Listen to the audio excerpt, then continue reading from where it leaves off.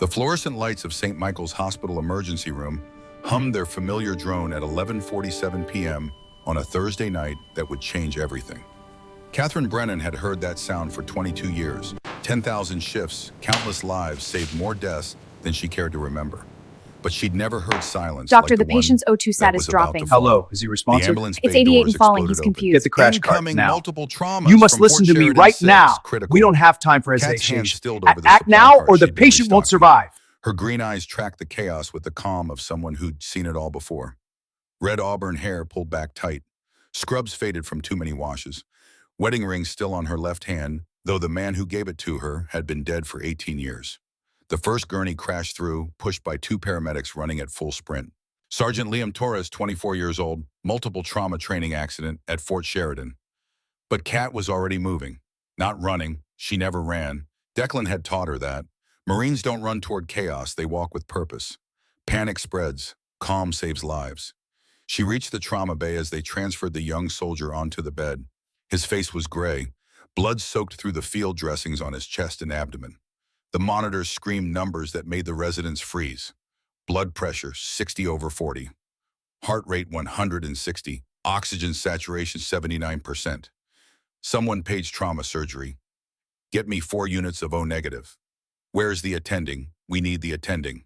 Dr. Brandon Ashford appeared in the doorway, pristine white coat over designer scrubs, looking like he'd just stepped out of a medical journal photo shoot rather than a life or death emergency. 35 years old, 6 months out of his fellowship at Johns Hopkins, and the son of Richard Ashford, the pharmaceutical billionaire who chaired the hospital board. What do we have?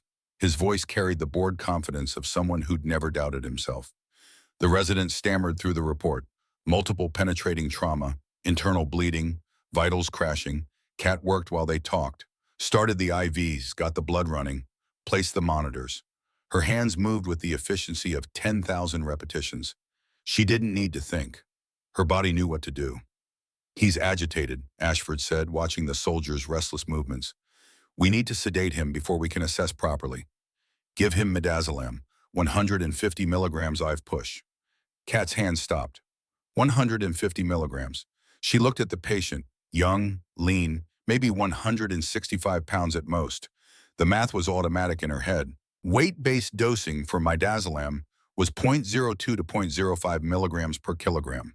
For this patient, that meant 5 to 7.5 milligrams for sedation.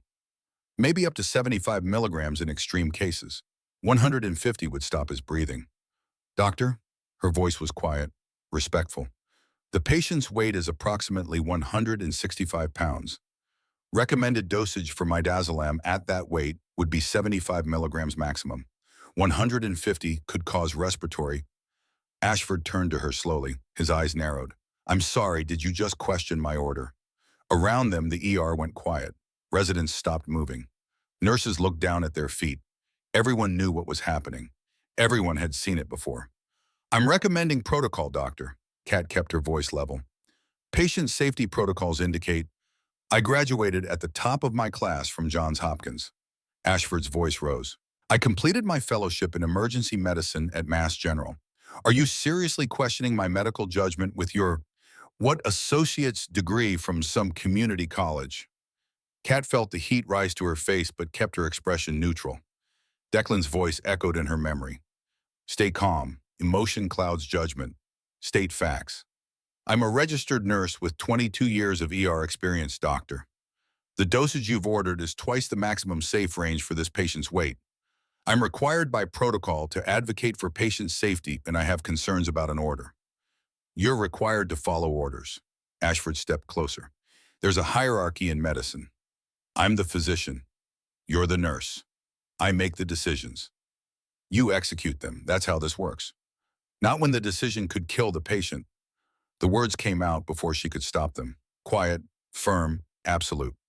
Ashford's face flushed red. Excuse me? 150 milligrams of midazolam in a patient this size will cause respiratory depression, possibly respiratory arrest. I cannot in good conscience administer a medication I believe will harm the patient. For a moment, no one breathed. Then Ashford smiled. It wasn't a pleasant expression. Jessica, he turned to a young nurse standing near the medication cart. 23 years old, maybe 6 months out of nursing school, Jessica Palmer. Kat had been mentoring her, teaching her, trying to build her confidence. Now the girl looked terrified. Yes, doctor. Draw up 150 milligrams of midazolam IV push. Now. Jessica's eyes darted to Kat. Help me, that look said. Tell me what to do.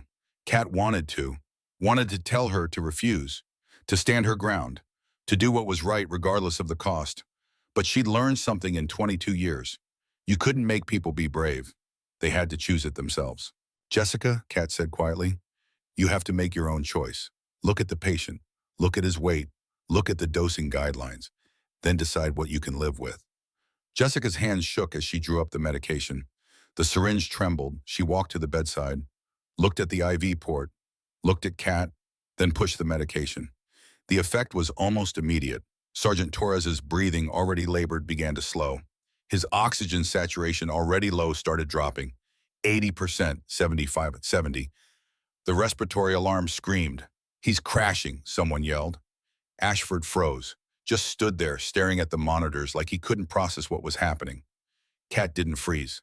She grabbed the ambu bag from the wall, pushed past Ashford, positioned herself at the head of the bed, tilted the patient's airway open, started bagging. Someone call respiratory. Get me the crash cart. I need a 14-gauge angiocath for needle decompression now. Her voice cut through the panic, calm, authoritative, the voice of someone who'd done this before, who knew exactly what to do when everything went to hell.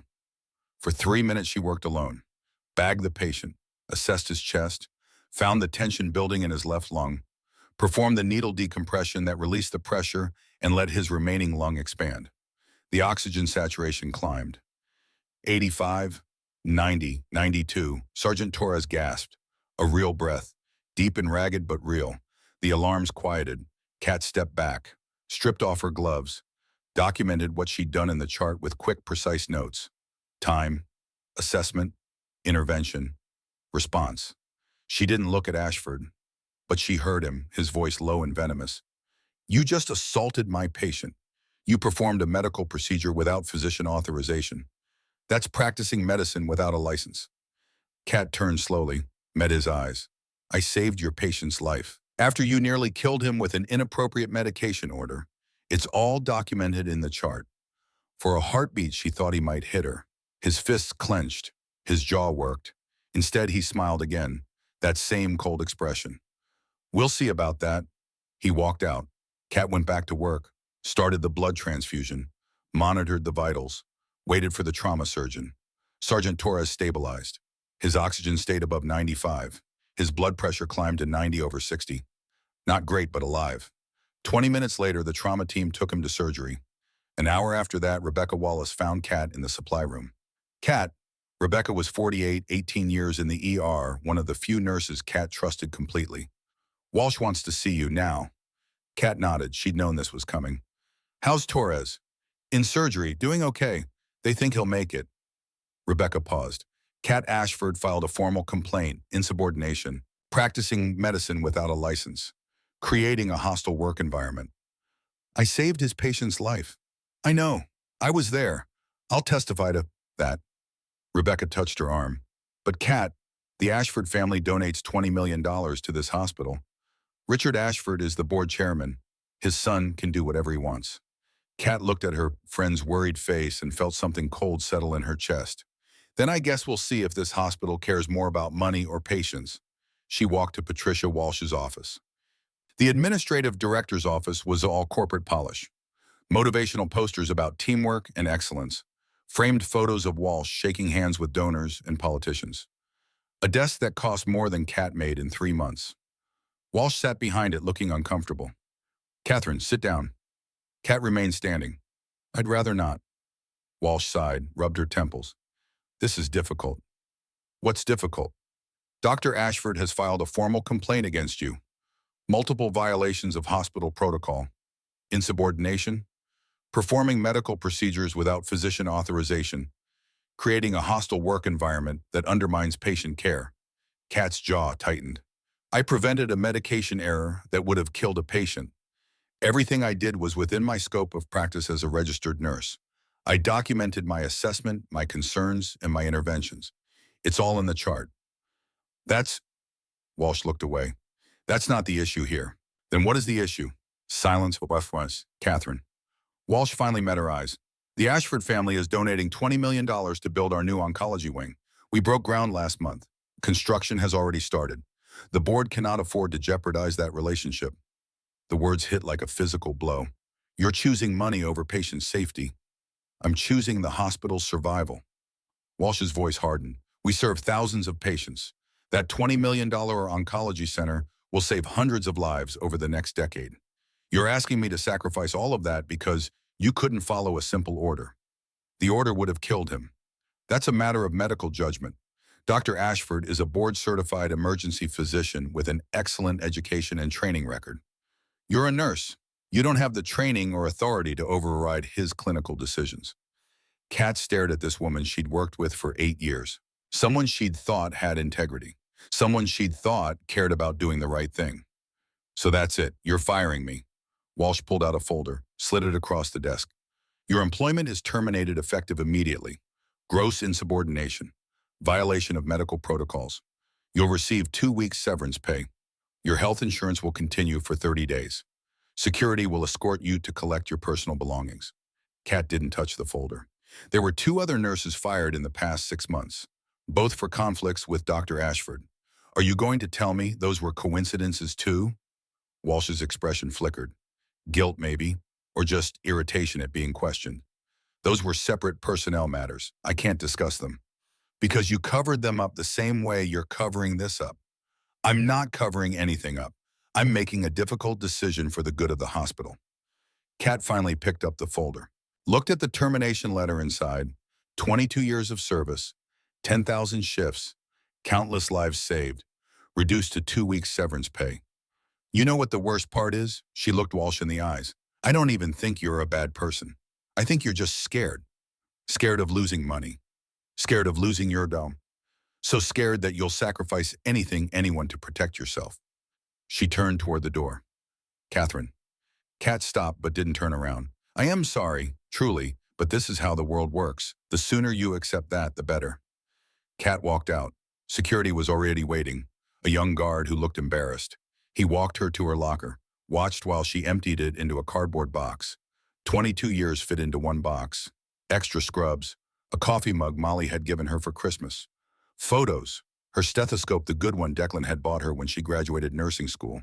She walked out through the ER, past residents who wouldn't meet her eyes, past nurses who looked away, past the trauma bays where she'd saved thousands of lives. Only Rebecca followed her to the parking lot. Kat, I'm so sorry. If there's anything I can do, take care of Jessica. She's going to blame herself for this. Make sure she knows it wasn't her fault. Where will you go? Kat looked up at the hospital. 7 stories of glass and steel and broken promises. Home, I need to figure out how to tell my daughter her college tuition just disappeared. She drove through Chicago's empty streets at 3 in the morning. The city looked different at this hour. Quieter, lonelier. She'd always loved these drives home after night shifts. The sense of having survived another battle, of having made a difference. Now she just felt numb. Her apartment was on the north side, 2 bedrooms in an old building with radiator heat and windows that rattled in winter. She'd lived here since Declan died. Couldn't afford anything better on a nurse's salary. But it was home. She unlocked the door, turned on the lights. The living room walls were covered in photos. Her wedding day, she'd been 22. Declan 24, both of them so young and certain the world made sense. Declan in his marine dress blues, his purple heart in a shadow box. The folded American flag from his funeral. Molly as a baby, Molly as a toddler. Molly in her West Point uniform standing at attention so much like her father, it made Kat's chest ache. The last photo was the hardest to look at. Taken in 2006. Kat, Declan, and 10-month-old Molly. A family photo, the last one before Declan deployed to Iraq. He'd been killed 4 months later. IED outside Fallujah, March 15, 2007. Molly had been 11 months old. She had no memories of her father, only stories Kat told her. Kat sat at the kitchen table, opened her laptop, checked her bank account, $6,200. West Point tuition was covered by various scholarships and military survivor benefits, but there were still fees. Housing, books, personal expenses, $4,800 due in 3 weeks. After that, she'd have $1,300 left. Rent was $1,400 a month. She could survive maybe 2 months. 3 if she cut everything to the bone. Then what? Her phone buzzed. Video call from Molly. Kat almost didn't answer. Didn't want her daughter to see her like this. But Molly would know something was wrong if she didn't pick up. She pressed accept. Molly's face filled the screen. 19 years old, red hair like her mother, green eyes like her father, wearing her gray West Point sweatshirt. She was grinning. Mom, you won't believe what happened in navigation today. We had to do this night exercise where... She stopped. Mom, what's wrong? Kat tried to smile. Failed. Nothing, sweetheart. Just tired. Tell me about the exercise. Mom. Molly's voice went flat, military flat. I'm Dad's daughter. I can see through your bullshit. What happened? Kat's composure cracked. Just a little. Just enough. I got fired tonight. Silence on the other end. Then what way? Kat told her. All of it. The medication order, the patient crashing, the save, the termination. Molly listened without interrupting. That was Declan's training too. Gather all the intelligence before you react. When Kat finished, Molly's face was white. I'm withdrawing from West Point. Absolutely not. Mom, I can get a job. I can help with... Molly Brennan, you listen to me. Kat used her command voice, the one that didn't allow argument.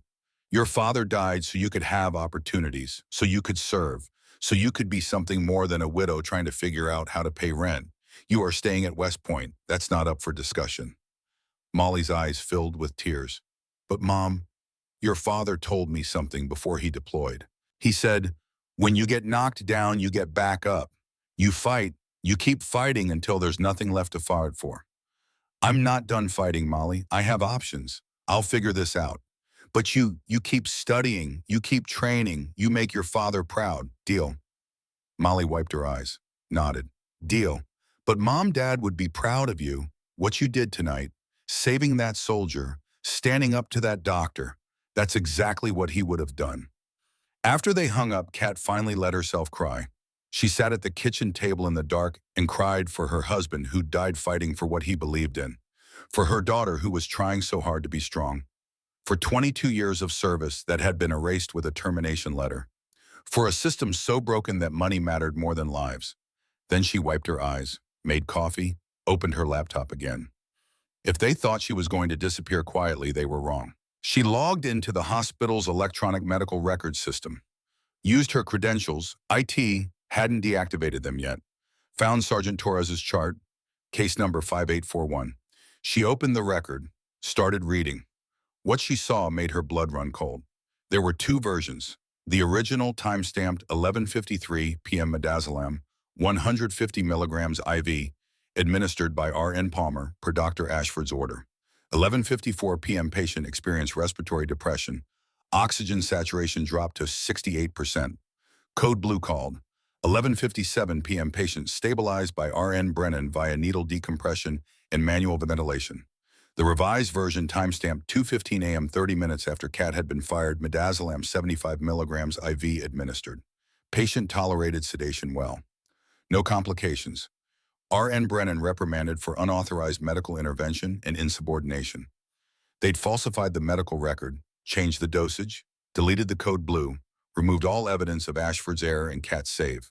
Created a narrative where she was the problem, not the solution. Kat took screenshots, downloaded the files, saved everything to an encrypted flash drive. Then she called the Illinois Department of Financial and Professional Regulation Board of Nursing. Got voicemail at 4 in the morning. This is Catherine Brennan, RN license number 041285397. I'm filing a formal complaint regarding patient safety violations and falsification of medical records at St. Michael's Hospital in Chicago. The complaint involves, she detailed everything, the medication order, the crash, the save, the termination, the falsified records. I'm submitting documentation with this complaint. Please contact me for additional information. She hung up, called an employment attorney whose number Rebecca had texted her, got voicemail again. This is Catherine Brennan. I was terminated from St. Michael's Hospital tonight in what I believe was retaliation for reporting a patient's safety concern. The hospital has since falsified medical records to cover up the incident. I have documentation. I need legal representation. Please call me back. Finally, she called the last number. Her brother-in-law, Patrick, Declan's younger brother. Army Ranger now retired working as a construction contractor in Colorado. He answered on the second ring. Kat, it's 4 in the morning. What's wrong? She told him everything. When she finished, Patrick was quiet for a long moment. So they fired you for saving a kid's life? Yes. And then covered it up? Yes. Kat, listen to me. You need to fight this, not just for you, for everyone who comes after you, for every nurse who's going to face the same choice. I know. But Patrick, I don't have money for lawyers. I don't have time to wait for investigations that take months. I have bills due in 3 weeks. Then we'll figure it out. Your family. Declan would have done anything for you, so will I. After they hung up, Kat sat in the dark kitchen as dawn started breaking over Chicago. She thought about what Declan had said the night before he deployed. Promise me something, Katie. If I don't come back, promise me you'll keep fighting for what's right, even when it costs you everything. She'd kept that promise for 18 years. She wasn't stopping now. At 6:45 a.m., she got a text from an unknown number. Check medical records, case 5841, before they scrub it completely. A friend. Kat's heart raced. Someone inside the hospital was trying to help her. She logged back into the system, downloaded every version of Torres's chart she could find, every note, every order, every timestamp. Then she looked at her termination letter again. Read the fine print. She had 24 hours to collect her personal belongings from the hospital before security would discard them. She needed to go back, not just for her things, for witnesses, for evidence, for the truth that someone was trying to help her find. Kat showered, put on clean scrubs, pulled her hair back, looked at herself in the mirror. She looked tired. 44 years old, lines around her eyes from too many night shifts, but her hands were steady. The same hands that had saved Sergeant Torres. The same hands that had held Declan's when they said their wedding vows. The same hands that had held her daughter the day she was born. Those hands had never failed her.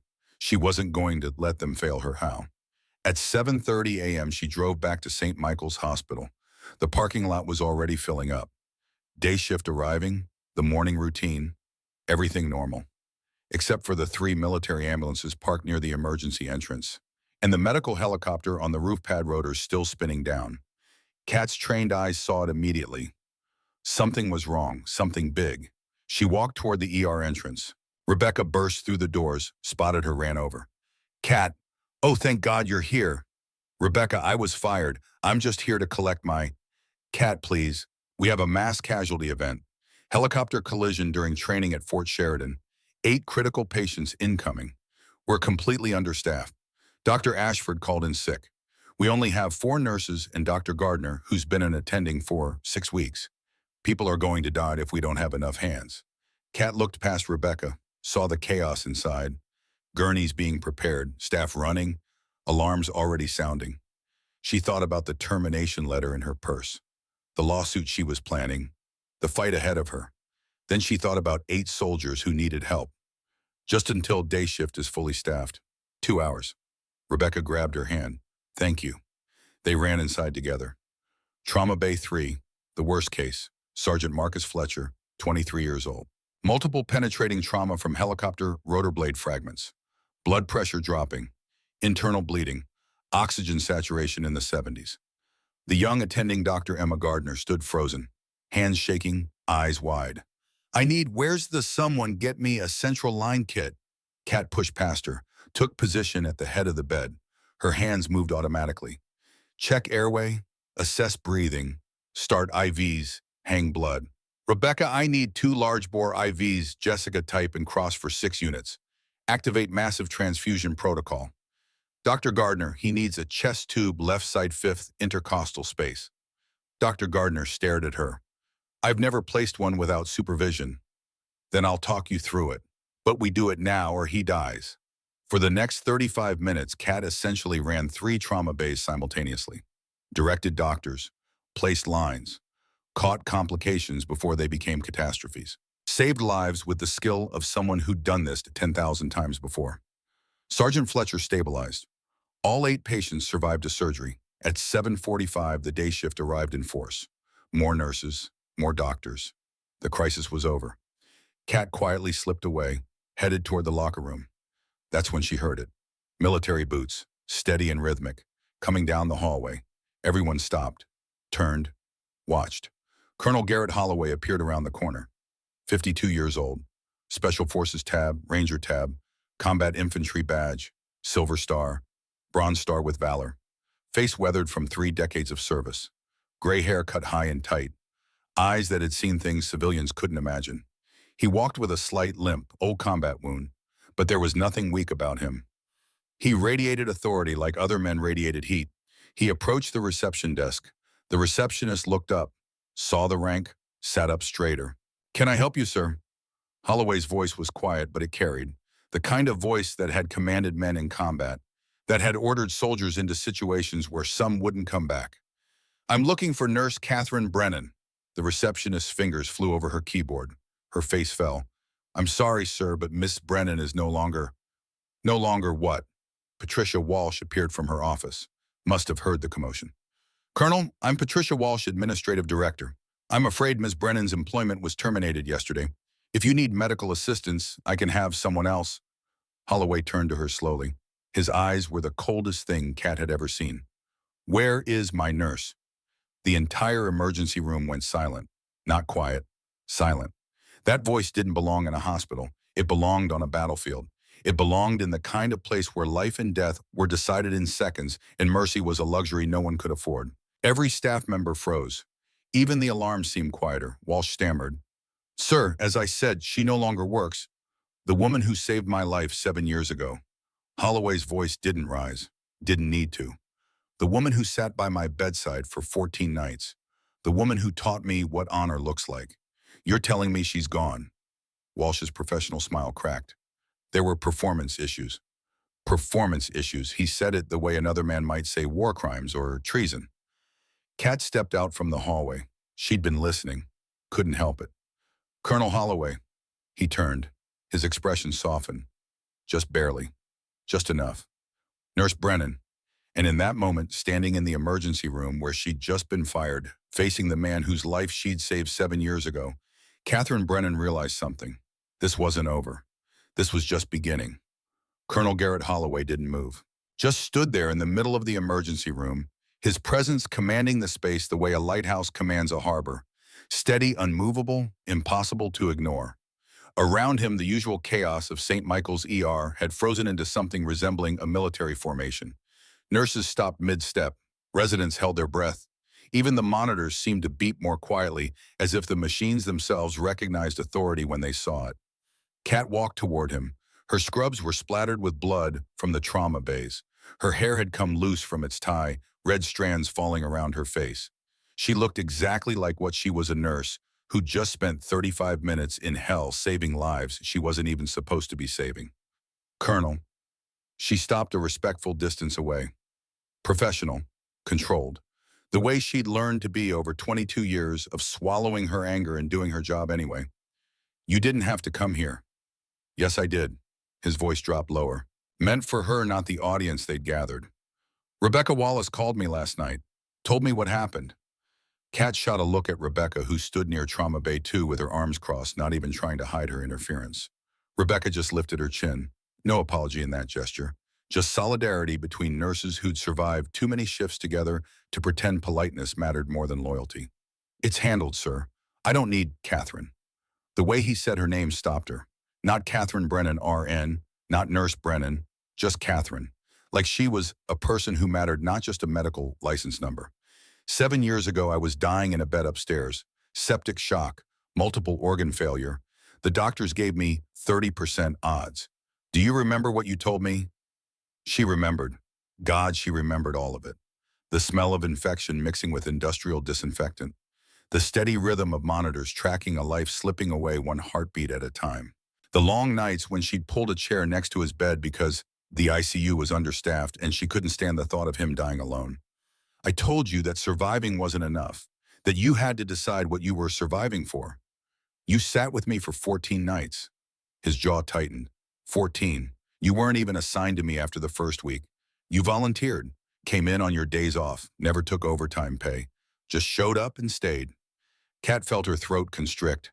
She'd done that for dozens of patients over the years. Never expected anyone to remember. Never expected it to matter. "You know what I was surviving for," Holloway continued. Kat shook her head. "My son, Patrick, he was 22 then. Army Ranger just like his old man. Second deployment. I was terrified I'd die before seeing him come home, before seeing him become the man I knew he could be. He paused. You gave me that. 7 more years watching my son lead men. 7 more years of purpose. I got that because of you. You got that because you fought Colonel. You just saved my life. His voice hardened again, not angry at her, angry for her. And yesterday they fired you for doing the same thing for someone else. Patricia Walsh had been standing, frozen near her office door, probably calculating legal exposure and PR damage. Now she found her voice tried to reassert control over a situation that was rapidly spiraling beyond her authority. Colonel Holloway, I understand you're upset, but this is a personnel matter. It's confidential. Hospital policy prevents me from discussing. Holloway turned to her. The movement was slow, deliberate, like a gun turret tracking to a new target, mechanical and inevitable. You can't discuss it. Interesting. He pulled out his phone, tapped the screen with deliberate precision. Then maybe you can discuss it with Senator Patrick O'Brien, Armed Services Committee. He's a personal friend. We served together in the 75th Rangers. I called him this morning at 0600, told him about a hospital that receives $47 million annually in Department of Defense contracts. Told him that same hospital receives $28 million in VA funding. Told him that hospital just fired a nurse for preventing a medication error that would have killed an active duty soldier. Walsh's face went from professional mask to chalk white in under 3 seconds. Sir, I don't think threatening. I'm not threatening anything. I'm stating facts. Holloway's voice stayed level. That was somehow worse than shouting. I also called the Inspector General of the Department of Defense and the Veterans Affairs Secretary and 12 other flag officers I served with whose family members have been treated at this hospital. They're all very interested in why a nurse was terminated for advocating patient safety. The silence in the ER was absolute now. Even the patients in the waiting room had stopped complaining. That voice carried weight that transcended rank or position. It was the voice of a man who'd led other men into places where some of them didn't come back, and who'd learned that authority doesn't come from volume, it comes from absolute certainty. But before I make any more calls, Holloway continued, stepping closer to Walsh, I want to hear exactly what happened. From the beginning, every detail. And I want the doctor who filed the complaint here. Right now. Walsh looked like she wanted to argue. Looked like she wanted to call security. Looked like she wanted to invoke hospital policy or patient privacy or any of the bureaucratic shields administrators hid behind when they didn't want to face consequences. But she'd seen what Kat had seen in Holloway's eyes. This wasn't a request. This was the last warning before something much worse happened. I'll call Dr. Ashford. She disappeared into her office. Through the glass walls, they could see her on the phone gesturing frantically, her professional composure shredding like tissue paper in a storm. Holloway turned back to Kat. His expression softened. Just slightly. Just enough. Tell me what happened. All of it. Every detail. So she did. The medication order, the dosage error, Jessica's fear, the patient crashing, the save, the termination that came 3 hours later. Around them, staff members who'd been there nodded along, silent witnesses confirming every word, building a collective testimony that was harder to dismiss than one nurse's complaint. When she finished, Holloway was quiet for a long moment, processing, analyzing. Kat could almost see his tactical mind working through the situation, identifying threats, calculating responses. Show me the patient's chart. Sir, I don't have access anymore. They terminated my credentials. Dr. Gardner. Holloway's voice cut across the room like a blade. The young attending jumped, nearly dropped the tablet she was holding. Pull up the chart for Sergeant Liam Torres, case number 5841, now. Dr. Emma Gardner hesitated, looked at Walsh's office, looked at the other residents, looked at Holloway's face and understood that some orders weren't optional. She logged into the system, found the chart, turned the screen so Holloway could see. He read in silence. His expression didn't change, but Kat saw his jaw tighten, saw the muscle jump in his cheek, saw his hands curl into fists, and then deliberately relax. This says 75 milligrams of midazolam. No complications noted. Patient tolerated sedation well. That's the revised version, Kat said quietly. The original showed 150 milligrams, showed the respiratory arrest, showed the code blue, showed everything. They changed it after they fired me. You have proof, Kat pulled out her phone. Showed him the screenshot she'd taken before IT locked her out completely. The timestamps, the two versions side by side, digital evidence that someone had committed fraud. Holloway studied them with the intensity of a man reading mission orders. Then he looked up at Dr. Gardner. Doctor, is this the only version currently in the system? Dr. Gardner's hands shook slightly as she checked. Her face went pale. Yes, sir, but there should be an audit trail. The electronic medical record system tracks all changes automatically. It's required by federal law. Pull it up. Dr. Gardner's fingers flew over the keyboard, found the audit log, opened it. Her hands started shaking harder. The original entry was made at 11:53 p.m. Thursday by Jessica Palmer, RN. The revision was made at 2:15 a.m. Friday by... She stopped, swallowed hard. By Patricia Walsh, Administrative Override Code. The words hung in the air like smoke after gunfire. Holloway turned toward Walsh's office just as the door opened. Dr. Brandon Ashford walked out looking annoyed and entitled in equal measure.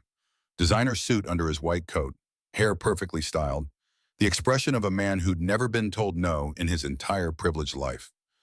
Colonel, I don't appreciate being summoned like some... Tell me about Thursday night. Sergeant Torres. Ashford's expression flickered, irritation mixing with wariness. He'd clearly expected Walsh to handle this quietly, to make it go away with money or lawyers or whatever tools rich people use to erase their mistakes. Routine trauma case, standard protocols. I made appropriate clinical decisions. Nurse Brennan overstepped her authority and created a dangerous situation by, what medication did you order? Midazolam, standard sedation protocol for an agitated trauma patient. Dosage. A pause, just a fraction of a second.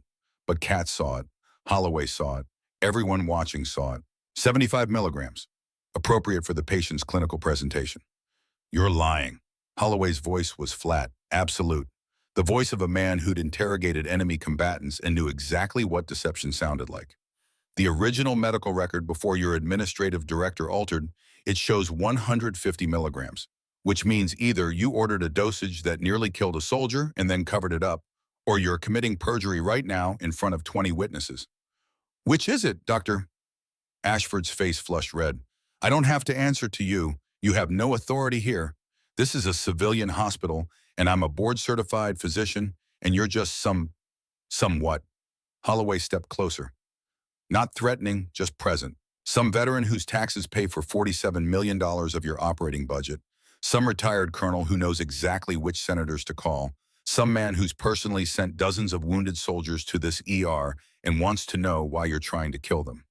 Ashford opened his mouth, closed it.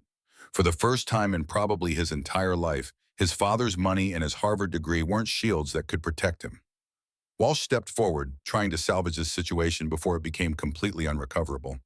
Colonel, please, there's been a misunderstanding. Dr. Ashford is a skilled physician with excellent credentials from... I don't care if his credentials are signed by God himself. Did he order 150 milligrams or 75 silence? The kind of silence that feels like a held breath, like the moment before a bomb detonates, like the space between lightning and thunder where you're waiting for the world to break apart. I'll make this simple, Holloway said. His voice dropped even lower, more dangerous because it was quieter. I want an independent physician review of this case.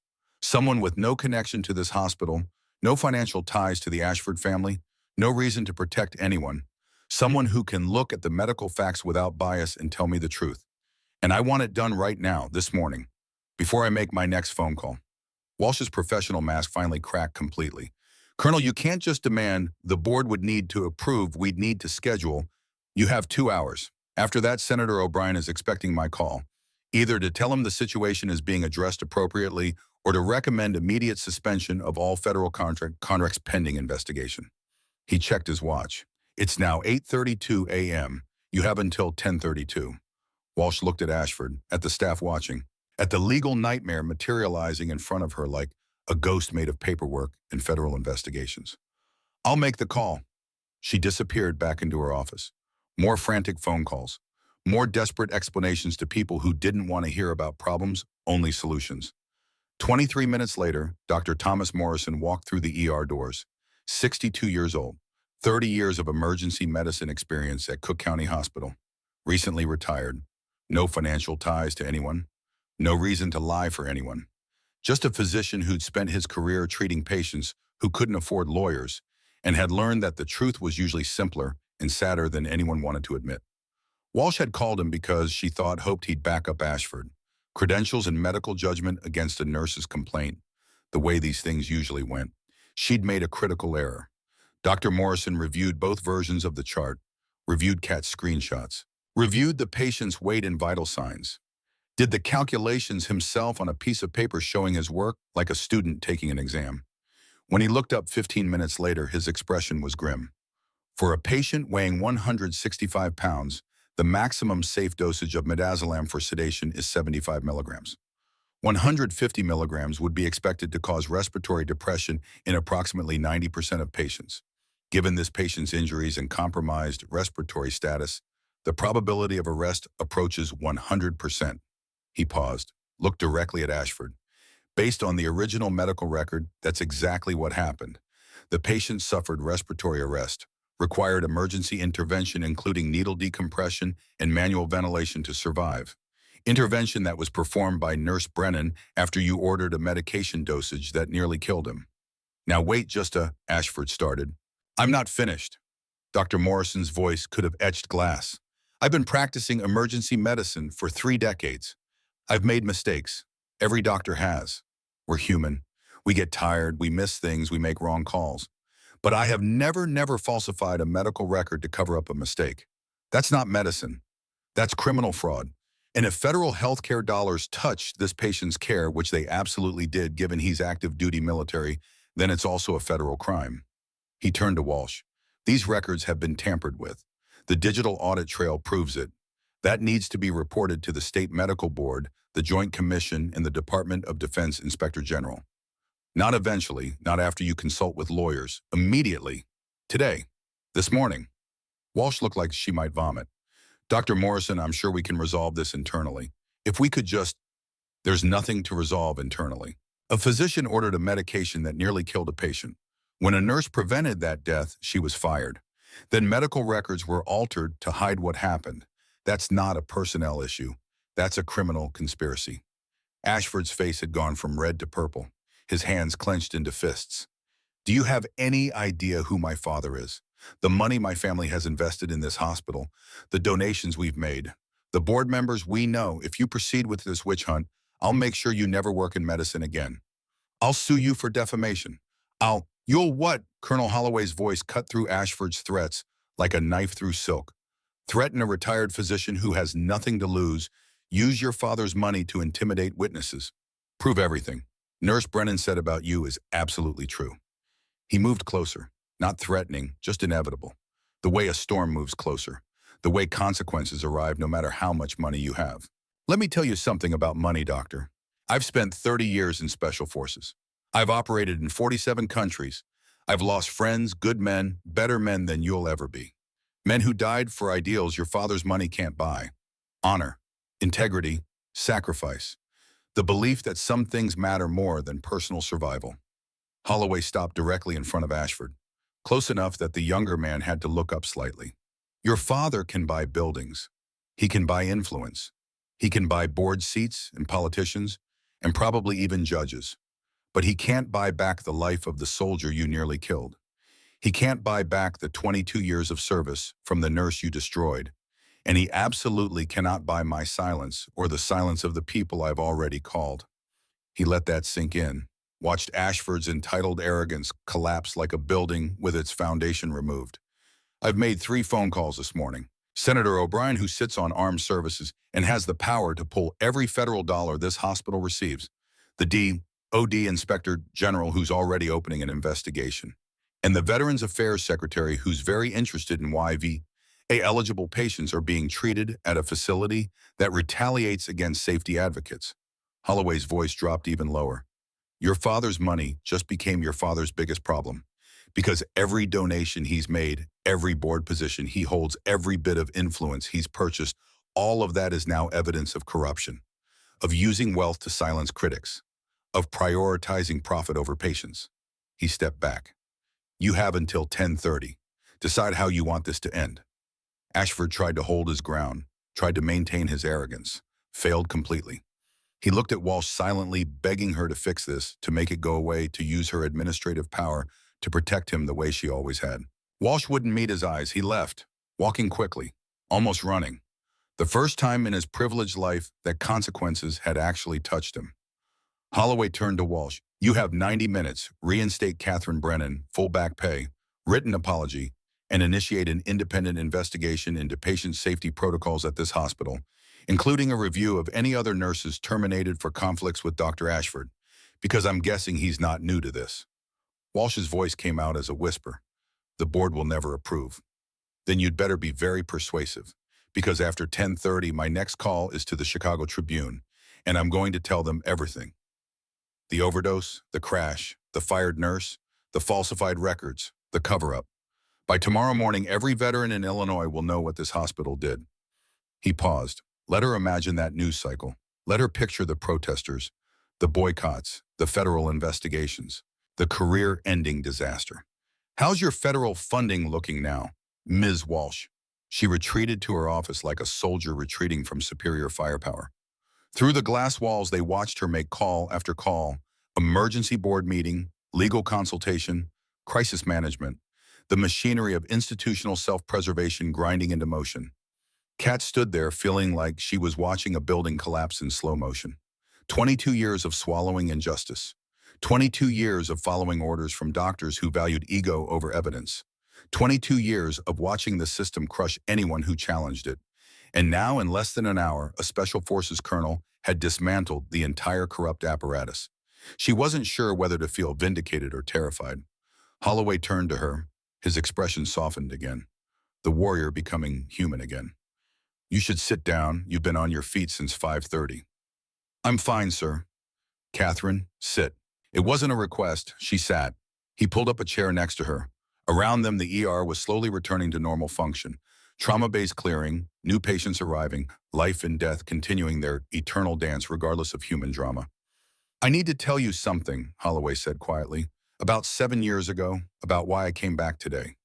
Kat waited, listening the way nurses learn to listen with full attention without judgment, creating space for truth. That infection nearly killed me. The doctors told my wife to prepare. Told my son to come say goodbye. Said I had maybe 48 hours. His hands curled into fists on his knees. I remember lying there with fever making everything blur, thinking about all the missions I'd never complete, all the soldiers I'd never train, my son's wedding I'd never attend, grandchildren I'd never meet. He looked at his scarred hands, maps of 3 decades of service. You worked the night shift, came in around 7 p.m. each evening. First few nights you were professional, checked vitals, adjusted medications, standard nursing care. But then the third night the pain got unbearable. I was thrashing around, pulling at IV lines, not really conscious, but not unconscious either. Trapped in that terrible place between. Kat remembered holding his hands so he wouldn't tear out the lines. Remembered the desperate strength of a dying man fighting against restraints he couldn't even see. You sat with me, held my hands, talked to me. Not about medical things, about life, about your daughter, about your husband who'd been killed in Fallujah, about how you'd learn to live with grief without letting it consume you. He met her eyes. You probably don't even remember what you said, but I do, every word. What did I say? You said, Colonel, the human body is incredibly resilient. It can survive almost anything. But the mind gives up first. You have to decide right now what you're fighting for. Because if you don't know what you're living for, you won't have the strength to survive. So decide, right now, what are you living for? Kat felt her throat tighten. She'd said those words to dozens of patients over the years. Never knew if they made any difference. Never knew if anyone actually heard them through the pain and fear and medication. I decided that night, Holloway continued, decided I was fighting to see my son become the man I knew he could be. Decided I was fighting to meet the grandchildren I might have someday. Decided I was fighting because giving up would dishonor every soldier I'd ever lost who didn't get the choice to survive. He paused, swallowed hard. I survived, made full recovery, went back to active duty for 4 more years, got to watch my son make captain, got to train a whole new generation of Rangers, got to retire with dignity instead of dying in a hospital bed at 45. I got all of that because you sat with me in the dark and reminded me what I was living for. Kat's eyes burned. She blinked hard. Nurses didn't cry at work. even nurses who'd been fired and rehired in the span of 18 hours. You were doing your job, sir. I didn't do anything special. No, his voice hardened again. You did something extraordinary. In a system that teaches people not to care, that rewards efficiency over compassion, that measures success in billing codes instead of lives saved, you cared. You gave a damn. You treated me like a human being instead of a patient number. And yesterday, that same system punished you for it. He leaned forward, intent, focused. I'm not leaving until this is fixed. Not just for you. For every nurse in every hospital who's been told to shut up and follow orders, even when those orders are wrong. This ends today. Here, now. Before Kat could respond, Walsh's office door opened. She walked out looking 10 years older than she had an hour ago. Professional mask completely shattered. Just exhaustion and fear, and the realization that her career was probably over regardless of what happened next. The board has agreed to an emergency meeting at 11 a.m. They want to hear from all parties involved before making any decisions. Not good enough, Holloway said flatly. Reinstatement first, meeting second. Colonel, I don't have the authority to reinstate without board approval. Then get someone who does. You have 47 minutes. Walsh disappeared again. Rebecca appeared with coffee for Kat. Jessica Palmer hovered nearby, looking guilty and terrified and young. So terribly young. Ms. Brennan, I'm so sorry. Jessica's voice broke. I should have refused. I should have stood with you. I should have. Kat took the young nurse's hand, squeezed gently. Jessica, you were put in an impossible position. You're 23 years old, 6 months out of school with $80,000 in student loans, and a system that taught you never to question doctors. You made a choice. It wasn't the choice I would have wanted, but I understand why you made it. But you got fired because... I got fired because this hospital values money over patient safety. That's not on you, that's on them. The system failed both of us. Kat pulled the younger nurse closer. But here's what I need you to do now. Whatever happens in that board meeting, tell the truth. Tell them exactly what happened, what Ashford ordered, what I said, what you did, the truth. That's all any of us can do. Be honest and let the consequences fall where they will. Jessica nodded, tears streaming down her face. I will, I promise. At 10:23, Walsh emerged one final time. This time she carried paperwork. The board chairman has authorized your immediate reinstatement pending the outcome of the full board meeting. Full back pay for the time you were terminated. The termination will be expunged from your record entirely. Kat took the papers, read them carefully. Everything was there. Reinstatement, back pay, expungement, even a note that she'd be compensated for legal consultation time. But something was missing. I want more than my job back.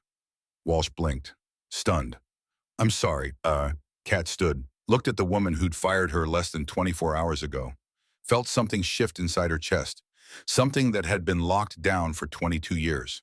The part of her that had learned to accept injustice because fighting it seemed impossible. That part was done accepting.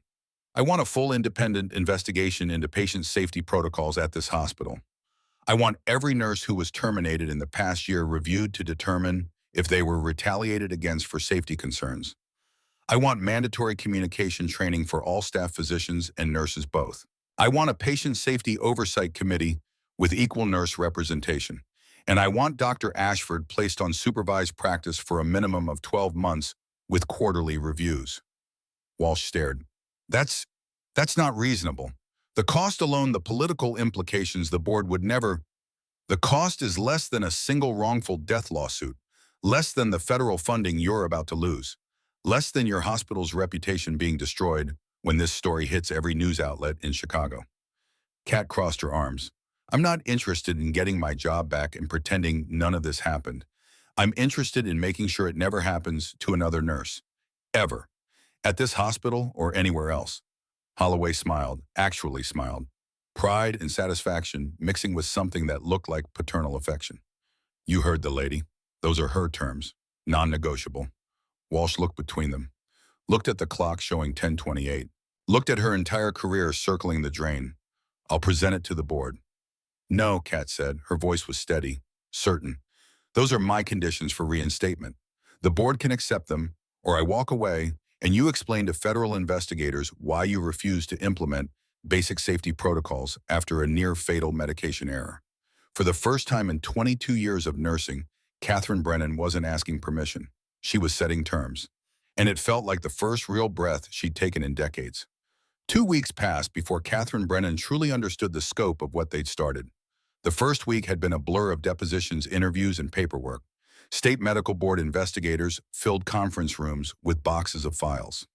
The Joint Commission sent a team that spent 3 days combing through every policy, every procedure, every complaint that had been filed and ignored over the past 5 years. The Department of Defense Inspector General's office set up a temporary headquarters in an empty wing of the hospital, interviewing staff members one by one. Kat worked her shifts, came home exhausted, answered questions from investigators until her voice went hoarse, and slowly, painfully watched the system she'd worked in for 22 years reveal itself for what it truly was. It wasn't just St. Michael's Hospital.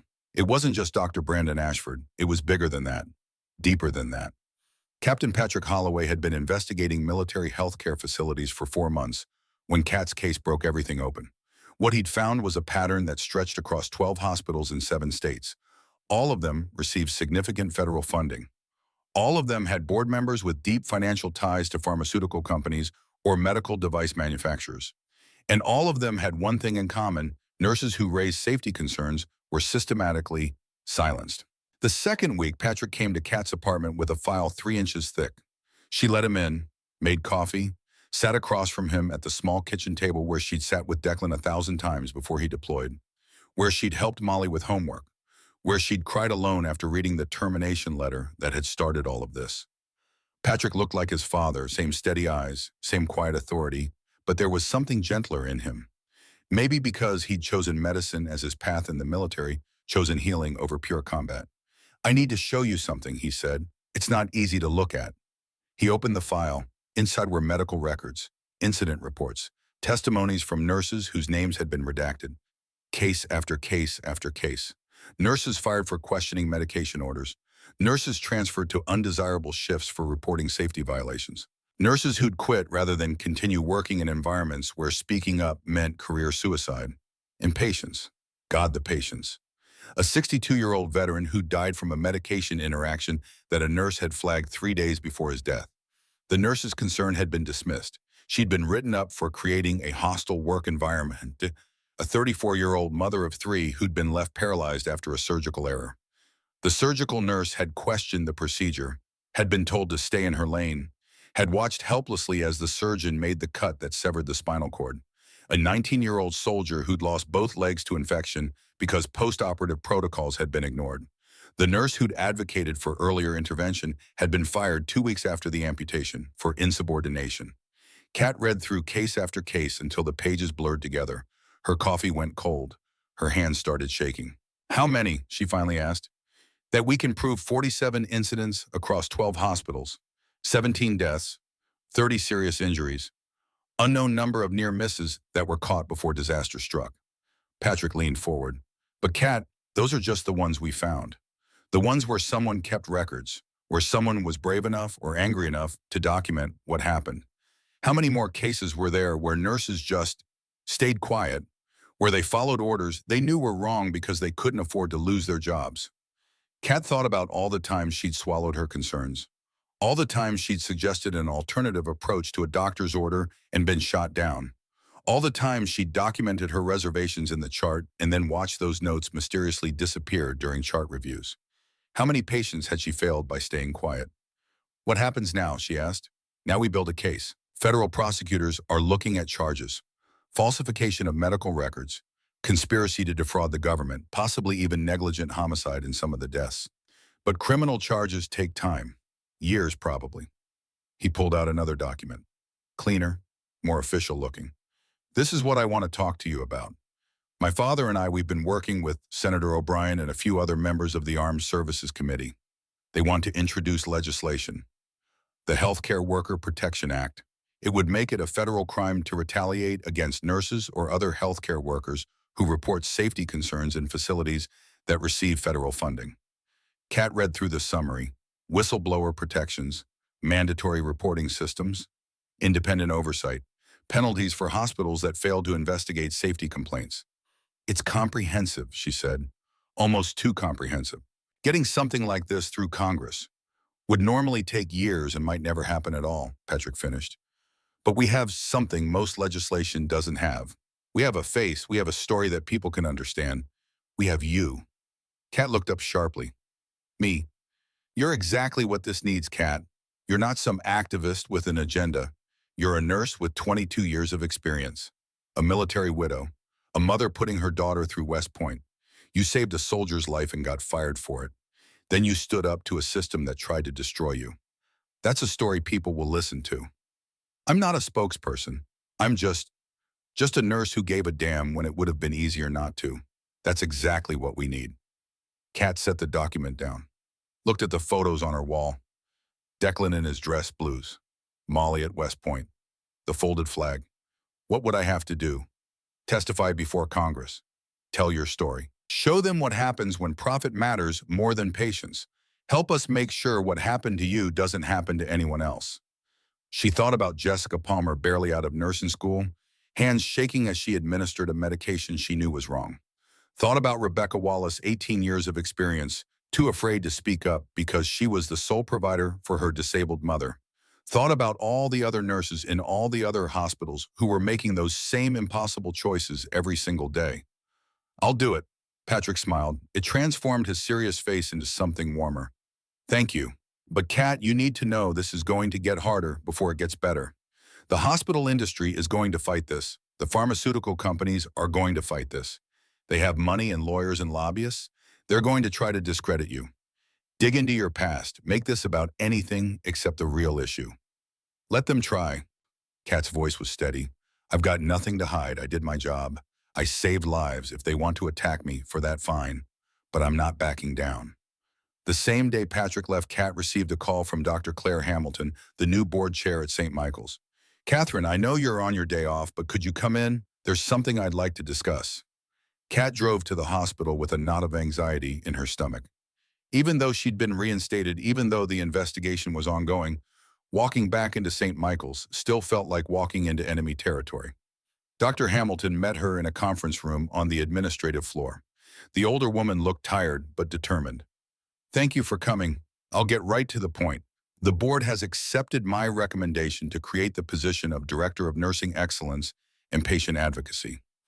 It's a new role. Essentially, you'd oversee the implementation of all the safety protocols we agreed to. Train staff on communication. Build the oversight committee. Investigate complaints. Make sure what happened to you never happens again. Kat stared. You want me to leave bedside nursing? I want you to do what you've been doing for 22 years, advocate for patients, but from a position where you can actually create systemic change, where you can build something that lasts beyond any one shift or any one patient. I'm a nurse, Dr. Hamilton. That's what I do. I take care of patients. And you'd still be doing that, just on a larger scale. Instead of saving one patient at a time, you'd be building systems that protect thousands of patients. Isn't that worth considering? Kat looked out the window at the Chicago skyline. Thought about going back to 12-hour shifts, overnight rotations, the physical toll of bedside nursing. She was 44. Her back ached. Her feet hurt. How many more years could she realistically do this? But more than that, she thought about what Patrick had shown her. 47 cases, 17 deaths. How many of those could have been prevented if someone had been in a position to change the system instead of just surviving within it? What's the salary? She asked. Dr. Hamilton named a figure that was 40% more than what Kat was making as a staff nurse. Enough to cover Molly's remaining expenses at West Point with room to breathe. Enough to maybe save something for the future. Enough to not live paycheck to paycheck for the first time in 18 years. I need to think about it. Take your time, but Catherine, we need someone who won't be intimidated. Someone who will fight for what's right even when it's politically inconvenient. Someone the staff will trust. That's you. Kat called Molly that night. Her daughter's face appeared on the video screen, hair pulled back in the tight bun. West Point required wearing her gray cadet uniform. 19 years old and already so much like her father, it made Kat's heart ache. Mom, I heard about the investigation. It's all over the military news channels. It's bigger than I thought it would be, Kat admitted. You're a badass mom. Dad would be so proud. Kat smiled. I keep wondering what he'd say about all this. Molly didn't hesitate. He'd say you did the right thing. He'd say you never backed down. He'd say you're exactly the person he knew you were when he married you. I miss him, baby girl, especially now. I could use his advice. What would you ask him? Kat thought about it. They offered me a new job, director position, more money, more influence. But it means leaving bedside nursing, leaving what I've done for 22 years. Molly was quiet for a moment. Then she said, Mom, do you remember what you told me when I was deciding whether to apply to West Point? Remind me. You said some people serve by doing the work. Other people serve by building systems that make the work better. Both are necessary. Both are honorable. You just have to decide which kind of service you're called to right now. Kat felt tears prick her eyes. She'd forgotten that conversation. But Molly was right. She'd said exactly that. I think right now, Molly continued, you're being called to build something. Not because bedside nursing isn't important, but because you have a chance to change things for every nurse who comes after you. That's a different kind of service, but it's still service. After they hung up, Kat sat in the dark apartment and thought about service, about what it meant to spend yourself for something larger than your own survival. Declan had died serving, given everything for a mission he believed in. Maybe it was time for Kat to serve in a different way. She called Dr. Hamilton the next morning. I'll take the position, but I have conditions. Of course you do. Kat could hear the smile in Hamilton's voice. I want full authority to investigate any safety complaint, regardless of who it involves. I want direct reporting to the board, not filtered through administration. I want a budget for training and a staff of at least 3 people. And I want the title to be Director of the Brennan Patient Safety Center. Silence on the other end. Then the Brennan Center. After your husband, after my husband, so everyone who works there remembers what we're fighting for. So it's clear this isn't about ego or politics. It's about honor, about doing what's right even when it costs everything. Deal. When can you start? 3 months later, they held the dedication ceremony. The Brennan Patient Safety Center occupied a renovated wing on the hospital's 4th floor. 3 offices, a training room, a conference space, and on the wall a plaque with Declan's photo and the words, in honor of Gunnery Sergeant Declan Brennan, USMC, whose sacrifice reminds us why we fight. Below that, another plaque dedicated to all healthcare workers who speak truth to power even when silence would be safer. The ceremony drew more attention than Kat had expected. Local news crews, representatives from nursing organizations, veterans groups, and standing in the front row, Colonel Garrett Holloway, Captain Patrick Holloway, and Dr. Thomas Morrison. But the guest who surprised Kat most was sitting in the back, looking uncomfortable in civilian clothes. Sergeant Liam Torres, the soldier whose life had started all of this. He approached her after the formal presentations, walking with just a slight limp, his wife beside him. She was heavily pregnant 8 months by Kat's professional assessment.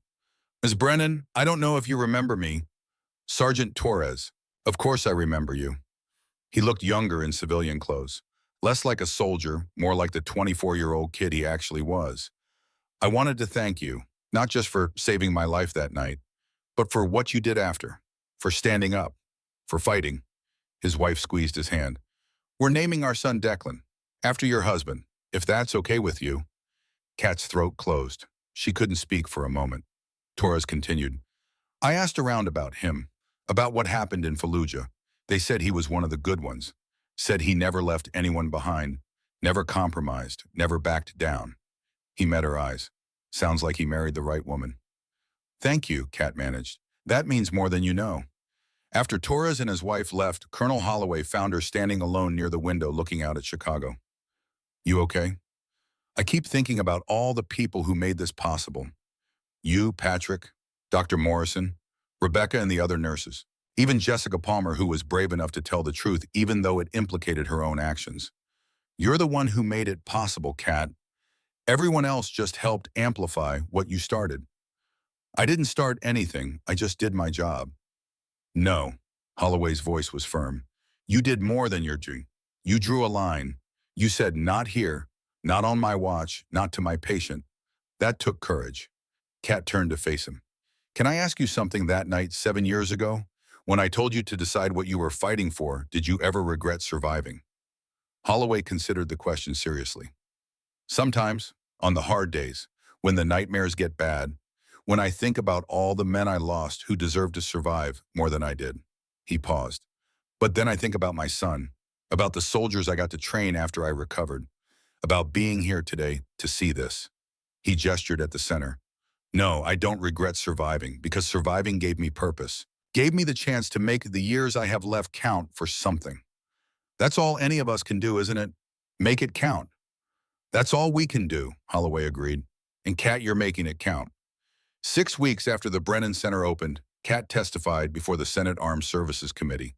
The hearing room was intimidating, high ceilings, wood paneling, rows of senators elevated above the witness table, cameras everywhere, gallery packed with journalists, lobbyists, and observers. Kat wore her best professional clothes, navy blue suit, white blouse, minimal jewelry. Molly had helped her pick the outfit during her last visit home.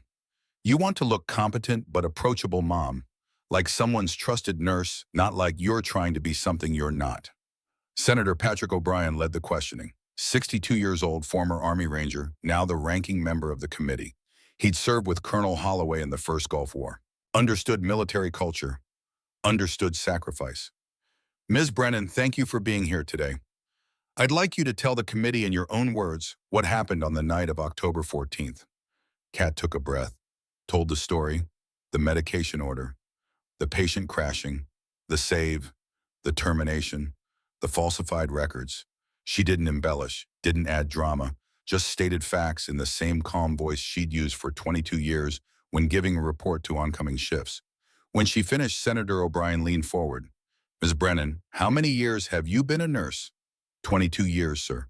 And in those 22 years, approximately how many patients would you estimate you've cared for? Kat did the mental math. 10,000 shifts. Average of 12 to 15 patients per shift. Conservatively, over 100,000 patients, sir. A murmur ran through the gallery. Even some of the senators looked surprised. 100,000 patients. That's extraordinary. And in all those years, all those patients, how many times would you say you've had to question a physician's order because you believed it posed a risk to patient safety? Kat had known this question was coming, had prepared for it, but the truth was still hard to say. Hundreds of times, sir, maybe thousands. And how many times were you thanked for raising those concerns? Rarely, sir.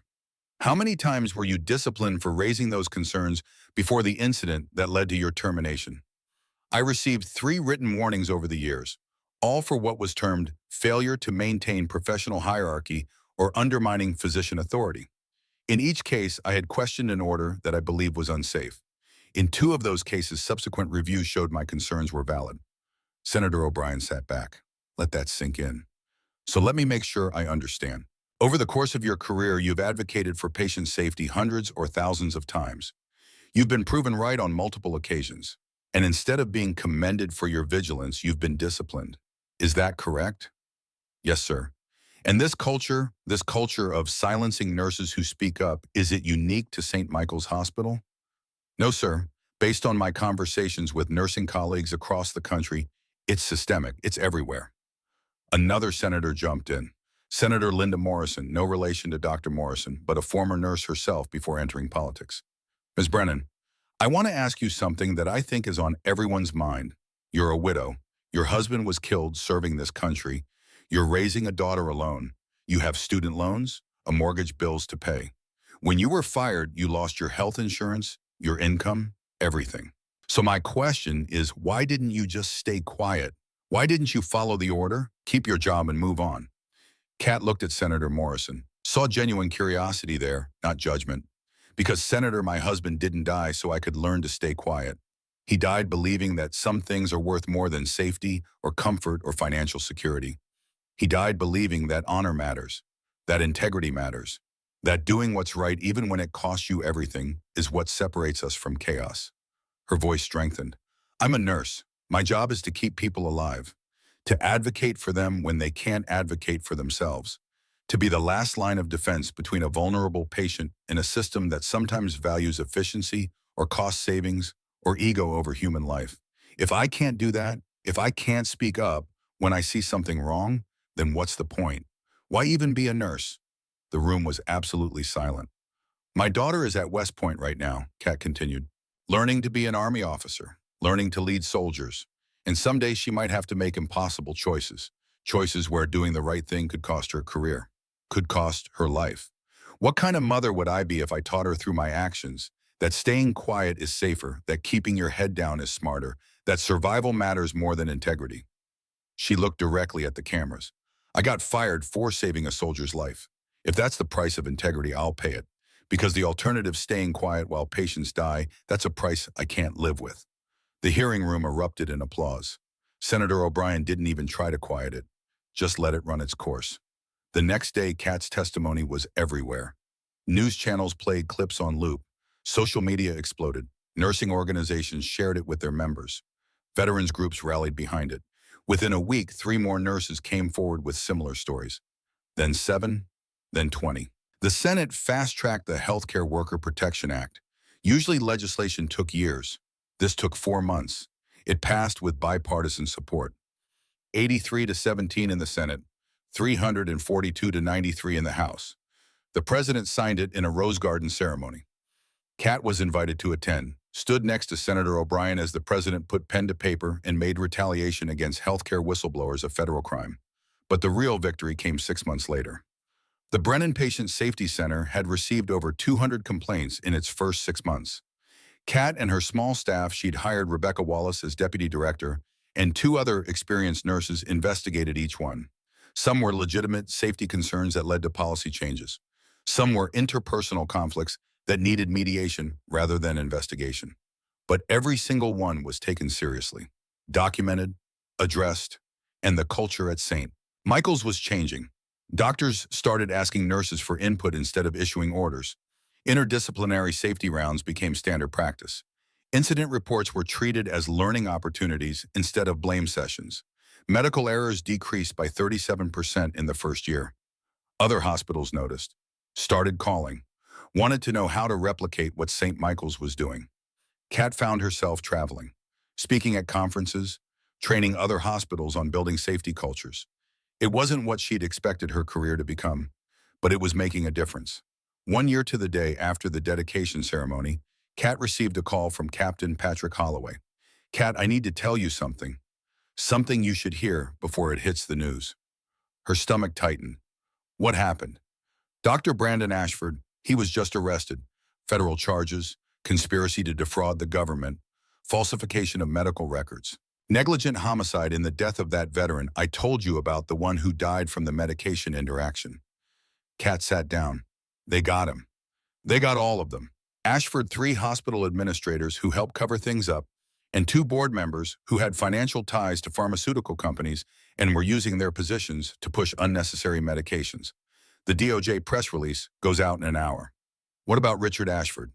Still under investigation, but we have evidence he knew about the falsified records, participated in the cover-ups, used his money to silence complaints. He's probably going to be indicted too. After Patrick hung up, Kat sat alone in her office, looked at Declan's photo on the wall. "We got them, baby," she whispered. "Not all of them, not everywhere, but we got these ones. It's a start."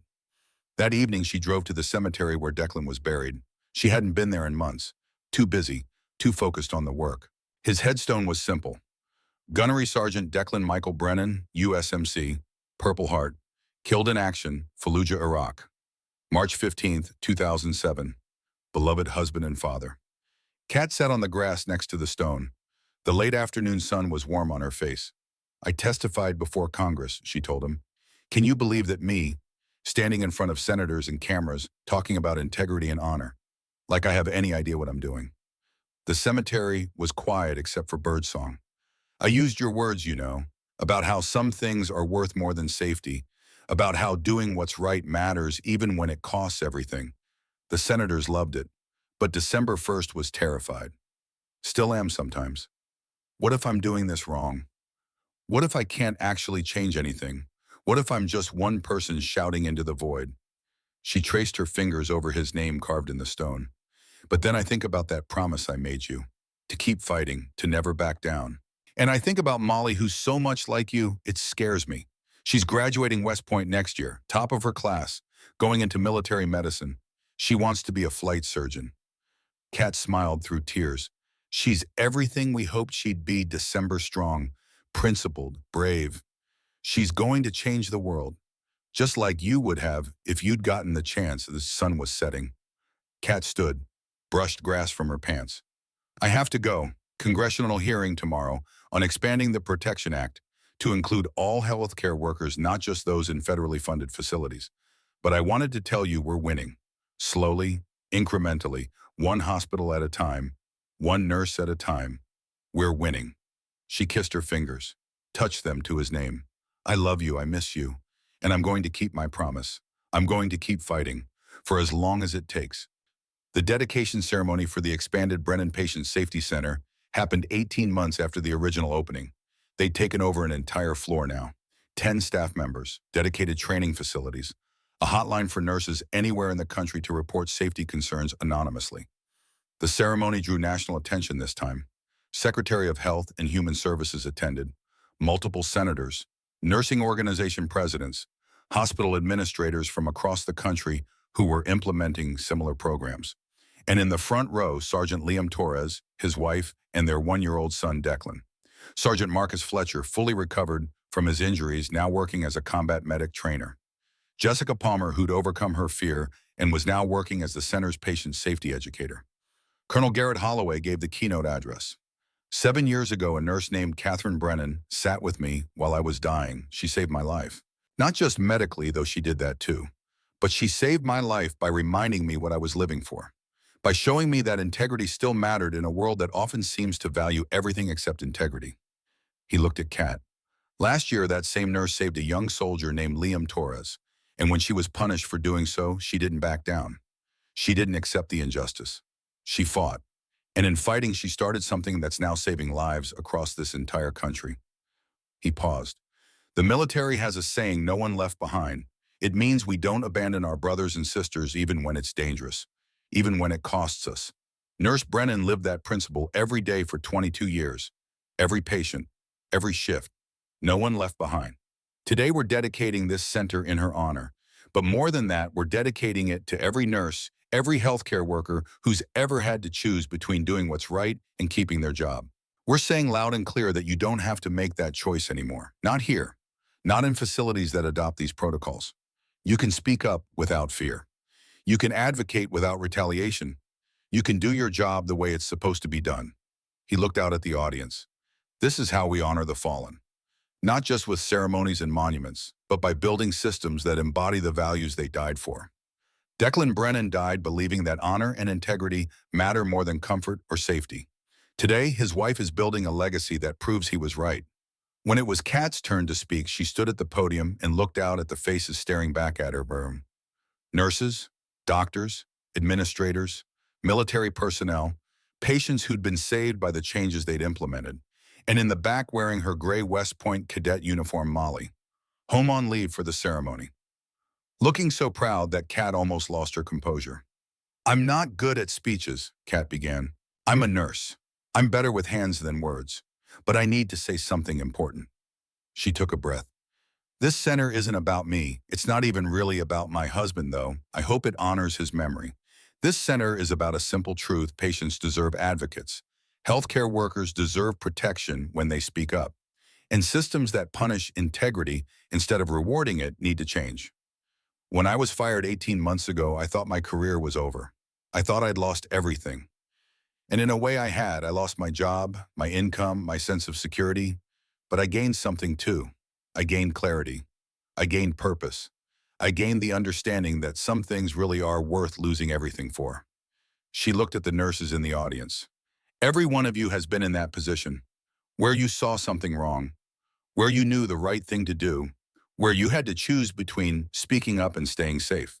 One of the time you probably stayed quiet, not because you're cowards, but because you have families to feed, bills to pay, lives that depend on you keeping your job. I understand that. I lived that for 22 years. But I'm here to tell you, you don't have to live it anymore. Not if we build these systems together. Not if we create cultures where safety matters more than hierarchy, where truth matters more than ego, where patients come first always. Her voice strengthened. The legislation that passed, the policies we've implemented, the training programs we've developed, none of that came from me alone. It came from hundreds of nurses who were brave enough to tell their stories, from doctors who were humble enough to admit that they don't have all the answers, from administrators who cared more about doing right than looking good, from investigators and legislators and advocates who saw an injustice and decided to fix it. This is how change happens, not through grand gestures, Not through heroes, but through ordinary people making difficult choices. Through nurses who speak up one shift at a time. Through doctors who listen one patient at a time. Through systems that improve one policy at a time. She looked at Molly. My daughter is learning to be an officer. Learning to lead soldiers. Learning that leadership isn't about authority, it's about service. About sacrifice. About being willing to pay the price for doing what's right. I want her to inherit a world where that kind of leadership is valued, where integrity isn't punished, where speaking truth to power doesn't cost you everything. We're not there yet. We've taken important steps. But there are still hospitals where nurses are afraid to speak up. Still patients dying from preventable errors. Still systems that protect the powerful instead of the vulnerable. So this work, it's not finished. It's just beginning. And I'm asking all of you to join us, to build these systems in your hospitals, to protect the nurses who speak up, to create the cultures where patient safety isn't optional, it's fundamental. She paused, looked at the plaque with Declan's photo. My husband died serving his country. I serve by honoring his sacrifice, by building something that lasts, by making sure his daughter inherits a world worth the price he paid. That's what this center is about. That's what all of this is about. Legacy, not in monuments or ceremonies, but in lives saved, in systems changed, in cultures transformed. Thank you for being part of that legacy. The applause was thunderous, but Kat barely heard it. She was looking at Molly, at Colonel Holloway, at all the nurses and patients and advocates who'd made this possible. And she was thinking about Declan, about the promise she'd made him, about keeping that promise every single day for the rest of her life. After the ceremony, there was a reception. Kat was shaking hands accepting congratulations when she saw Sergeant Torres approaching with his wife and son. Little Declan was walking now, unsteady toddler steps holding his mother's hand. Miss Brennan, we wanted you to meet him properly. Torres knelt down next to his son. Declan, this is the lady I told you about, the one who saved Daddy's life. The toddler looked up at Kat with huge brown eyes. Then unprompted, he let go of his mother's hand and toddled over to her, wrapped his small arms around her leg. Kat's eyes filled. She picked him up, held him close. Thank you, Torres' wife said quietly. Not just for saving Liam, but for fighting for all of us, for making sure other families don't have to go through what we almost went through. After they left, Rebecca found Kat standing alone near the window. You okay, boss? Kat wiped her eyes. Yeah, just overwhelmed. It's a lot. You did good, Kat. You did really good. We did good. All of us. Rebecca smiled. True, but you started it. You drew the line. The rest of us just followed your lead. That night, Kat drove home to her small apartment. Molly was staying with her, sleeping on the couch like she used to when she was a kid. They made dinner together, pasta with marinara sauce, salad, garlic bread, nothing fancy, just comfortable and familiar. Mom, Molly said while they were eating, can I ask you something, anything? Do you ever regret it standing up to Dr. Ashford, fighting the system, all the stress and publicity, and everything that came after?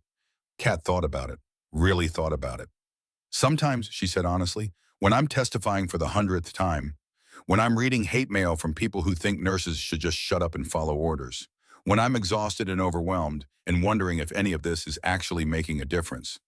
But then I think about Liam Torres, about the nurses who call the hotline because they finally have somewhere safe to report concerns, about the hospitals that have adopted our protocols and seen their error rates drop, about you getting ready to graduate from West Point and serve in a military healthcare system that's better than it was when your father was alive. She reached across the table, took Molly's hand. Your father used to say that the only way to honor the dead is to make sure they didn't die for nothing, to build something worth the sacrifice. I think about that every day, and I think this is worth it. The center, the legislation, the training programs, all of it. It's building something worth his sacrifice. Molly's eyes were wet. He'd be so proud of you, Mom. He'd be proud of you too, baby girl. You're everything he hoped you'd be. They finished dinner, cleaned up together, sat on the couch with tea, and talked until late into the night about West Point and medicine in the future. Eventually, Molly fell asleep, her head on Kat's shoulder like when she was small. Kat sat there in the dark apartment, her daughter sleeping beside her, and felt something she hadn't felt in a long time. Peace, not the peace of rest, the peace of purpose, the peace of knowing that she was exactly where she was supposed to be doing exactly what she was supposed to do. Declan had asked her to promise, to keep fighting, to never give up on doing what's right.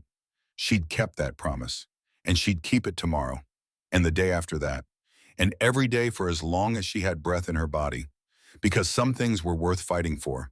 Some things were worth losing everything for.